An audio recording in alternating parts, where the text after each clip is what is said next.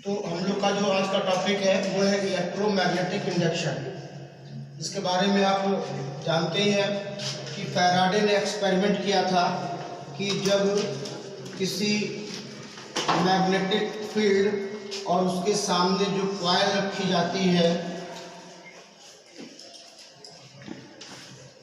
उससे जो गुजरने वाला मैग्नेटिक फ्लक्स होता है उसके चेंज होने से इंड्यूस्ड करंट प्रोड्यूस होती है। तो सबसे पहले एक बार यहाँ पर आप लोग मैग्नेटिक फ्लक्स को फिर से समझ लीजिए।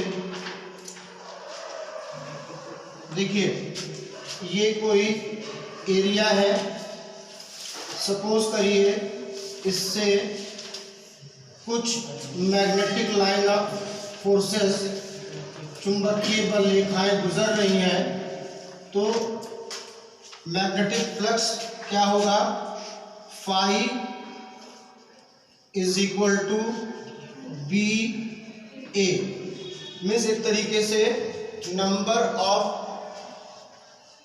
Total magnetic line of forces pass through the area, इतना बड़ा ना कहकर शॉर्ट में क्या कहलाएगा, मैग्नेटिक फ्लक्स। किसी तल से गुजरने वाली कुल चुंबकीय बल रेखाओं को इतना बड़ा ना बोलकर शॉर्ट में क्या बोलेंगे, मैग्नेटिक फ्लक्स। ठीक, अच्छा ये तो आपका आया phi is equal to B A जब ये परपेंडिकुलर थी। अगर मान लीजिए सरफेस पे खींचे गए किसी परपेंडिकुलर से ये थीटा डिग्री पर आ रही है, सपोज करिए, या ध्यान रखिएगा ये जो एंगल लिया गया है वो परपेंडिकुलर से लिया गया है, बेस से नहीं। ठीक, तो ये आपका हो जाएगा कॉस फाई। ठीक, इसका जो यूनिट है वो है वेबर। इसीलिए मैग्नेटिक फील्ड चुंबकीय बल रेखाओं के यूनिट मात्रक में वेबर भी आता है। तो ये जो फ्लक्स यहाँ से गुजर रहे हैं इनको किसी भी तरीके से अगर इनके number of magnetic line of forces को कम ज़्यादा कराया जाए, चाहे इस पर आप रिलेटिव मोशन करा दीजिए, इसको दूर ले आइए, इसको पास ले आइए, इसको दूर ले जाइए, इसको पास ले आइए, किसी भी तरीके से जब इस फ्लक्स में चेंज होगा। अब तो जनरेटर वगैरह में ऑटो बटन आने लगे हैं, ये तो पहले जनरेटर वगैरह को हाथ से घुमाया जाता था, इसलिए कि ये रिलेटिव मोशन हो। तो रिलेटिव मोशन के कारण, ड्यू टू रिलेटिव मोशन, जो इससे गुजरने वाला फ्लक्स है उस फ्लक्स में चेंज आता है। फ्लक्स में चेंज होने के कारण इसके कॉइल में इंड्यूस्ड मतलब कि प्रेरित ईएमएफ, इलेक्ट्रोमैग्नेटिक फोर्स, प्रेरित विद्युत वाहक बल पैदा हो जाता है, जिसके कारण इस कॉइल में इंड्यूस्ड करंट, प्रेरित धारा फ्लो करने लगती है। Is it clear? Due to relative motion. खैर किसी भी कारण से जो फ्लक्स में चेंज है वो कारण बनता है इसमें इंड्यूस्ड ईएमएफ को प्रोड्यूस करने का, जिससे इसमें इंड्यूस्ड करंट फ्लो होती है। और ये इंड्यूस्ड करंट तभी तक फ्लो होगी जब तक यहाँ पर फ्लक्स में चेंज है। ठीक है, तो अब पहले था कि भाई जनरेटर को ऐसे खींचते थे, ऐसे घुमाते थे, फ्लक्स चेंज करते हैं। अब सेल्फ स्टार्टर आ गए, बैटरी लगी होती है, उससे घुमा देते हैं। तो ये आपका आज का टॉपिक चैप्टर है। ये एक्सपेरिमेंट जो है फैराडे का है। तो हम फैराडे के एक्सपेरिमेंट से ये जानेंगे कि what is the law of electromagnetic force. अब देखिए क्या होता है ना कि कुछ बुक फर्स्ट लॉ में ये लिखती है जो हम बता रहे हैं, कुछ बुक फर्स्ट लॉ में व्हाट इज इलेक्ट्रोमैग्नेटिक इंडक्शन वो लिखता है। कुछ लोग इसको जो बताने जा रहे हैं उसको सेकेंड लॉ में देते हैं, कुछ लोग लेंस लॉ में देते हैं। तो वो कोई बड़ी बात नहीं है। देखिए इसमें भी आपने पढ़ा है कि ड्यू टू रिलेटिव मोशन क्या हो रहा है, फ्लक्स में चेंज हो रहा है, ये चेंज क्या कर रहा है, इंड्यूस्ड ईएमएफ प्रोड्यूस कर रहा है, और ये इंड्यूस्ड ईएमएफ यहाँ पर इंड्यूस्ड करंट आपको दे रहा है। तो फर्स्ट लॉ में इन्हीं लोग के बारे में बताया गया है, इंड्यूस्ड ईएमएफ और डेल्टा फ्लक्स में क्या रिलेशन है। ठीक है, तो अकॉर्डिंग दिस जो इंड्यूस्ड ईएमएफ है, प्रेरित विद्युत वाहक बल है, वो इक्वल होता है rate change of flux minus में। ठीक है, फ्लक्स परिवर्तन की ऋणात्मक दर के बराबर होता है।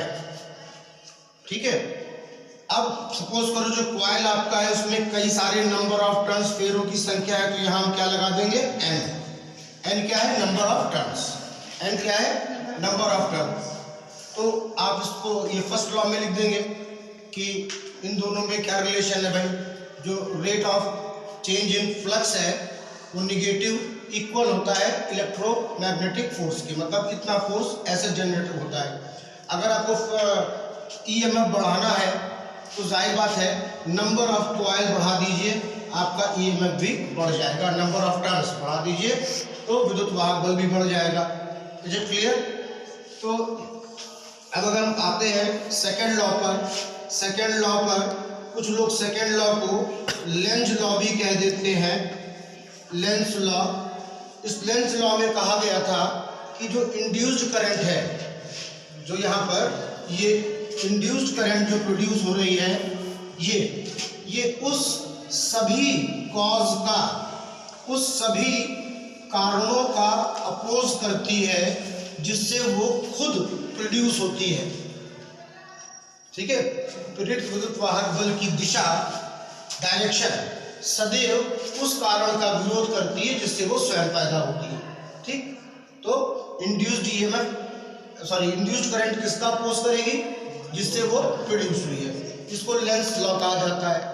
लोग कहते हैं जैसे बेटा बाप का विरोध कर रहा है, बस यही कारण, बात सही भी है। इसीलिए इसके फॉर्मूलों में आपको माइनस नजर आया, ये माइनस करेक्टर है, मैथमेटिक्स वाला प्लस माइनस नहीं है। ये माइनस बता रहा है कि ई और फ्लक्स चेंज में जो रिलेशन है वो अपोज करने वाला है, क्योंकि इनर्शिया का लॉ क्या कहता है, कोई अपने अंदर चेंज नहीं करना चाहता, जिस तरह है उसी कंडीशन में रहना चाहता है। आप उसमें कुछ चेंज लाएंगे तो वो उसका अपोज करेगा, विरोध करेगा। ये माइनस वही आपको बता रहा है। Is it clear? अब दूसरी बात आती है कि अगर कॉइल में इंड्यूस्ड करंट है, कॉइल में इंड्यूस्ड करंट है, ठीक, तो इंड्यूस्ड करंट का डायरेक्शन क्या होगा, डायरेक्शन ऑफ इंड्यूस्ड करंट, प्रेरित धारा की दिशा, प्रेरित धारा की दिशा। देखिए ये कॉइल है, जाहिर बात है अगर आप यहां पर कोई मैग्नेटिक फील्ड प्रोड्यूस करें जिससे कि फ्लक्स निकल रहा हो, ठीक है, due to relative motion, N पास आ रहा है, एन दूर जा रहा है, चाहे पास आए चाहे दूर हो, चाहे एस पास आए और एस दूर जाए, तो इस पास आने दूर आने से क्या हो रहा है, साफ साफ ये जो number of magnetic force line है ये कम या ज़्यादा होंगे, मतलब फ्लक्स कम या ज़्यादा होगा। और जब फ्लक्स कम या ज़्यादा होगा तो आपको मालूम है फ्लक्स में जो चेंज होता है वो induced current induced EMF produce कर देता है, और ये इंड्यूस्ड जो करंट है, सॉरी इंड्यूस्ड ईएमएफ है, यही इंड्यूस्ड करंट को देता है, प्रेरित धारा को देता है। तो देखते हैं कि कैसे यहाँ पर करंट का डायरेक्शन देखेंगे। देखिए एन अगर है, ठीक, तो जाहिर बात है इसको आप कैप ऐसे पहनाइएगा एंटी क्लॉकवाइज, और अगर साउथ पोल है तो इसको आप क्लॉकवाइज कैप पहनाइएगा।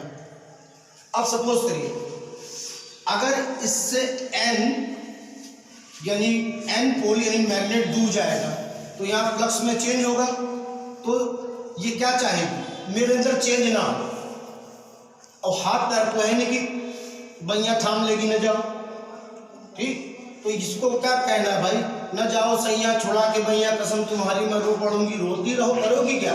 तो ये करेगी ये कि एन इससे दूर जा रहा है, तो ये अपने आप बनाएगी साउथ पोल, क्योंकि इनमें क्या होगा अट्रैक्शन, नॉर्थ साउथ में क्या होगा अट्रैक्शन, तो ये क्या करेगी अपने पास साउथ पोल को जनरेट करेगी। और जाहिर बात है करंट का डायरेक्शन ये मिल गया आपको, मिल गया ना करंट। इसी तरीके से मान लो सपोज करिए कि ये नॉर्थ पोल इसके पास आ रहा है, तो भी फ्लक्स में चेंज होगा, और ये नहीं चाहेगा मेरे फ्लक्स में चेंज हो, इंड्यूस्ड ईएमएफ आए, फिर इंड्यूस्ड करंट आए, अपोज वही माइनस विरोध आने का, तो वही भाई इसके हाथ खड़ तो है नहीं कि एक हाथ हटिया मेरे पास, बताओ ठीक। तो ये क्या करेगी, जा रे नटखट ना खेल मेरे संग होली, ठीक। तो ये पास आने का अपोज कैसे करेगी, अपने में नॉर्थ पोल बनाएगी, क्योंकि सेम पोल में क्या होता है रिपल्सन, तो यानी अब जो इंड्यूस्ड करंट है वो एंटी क्लॉकवाइज फ्लो होगी। तो ये आपका था डायरेक्शन ऑफ इंड्यूस्ड करंट निकालने का तरीका। वैसे इसके लिए आपके पास जो लॉ है, इसके लिए जो आपके पास लॉ है वो है फ्लेमिंग राइट हैंड रूल। इसके लॉ को आप फ्लेमिंग राइट हैंड रूल, ठीक है। ये रूल किस लिए है, डायरेक्शन ऑफ इंड्यूस्ड करंट को बताने के लिए। आप अपने राइट हैंड में थंब दिस 90 डिग्री पर रखिए, ठीक है। तो जो आपने एक को कहाँ पर रखा, बी के डायरेक्शन में रखा, तो आपकी जो बीच वाली ये उंगली है मिडिल, ये आपको बताएगी इंड्यूस्ड करंट का डायरेक्शन क्या है, ठीक। और ये जैसे हमें लिखना नहीं होता है, हमको इसको न्यूमेरिकल में प्रॉब्लम में डायरेक्शन निकालने के लिए करना होता है। तो ये आपका आज से स्टार्ट हुआ है, मतलब electromagnetic induction. Is it clear?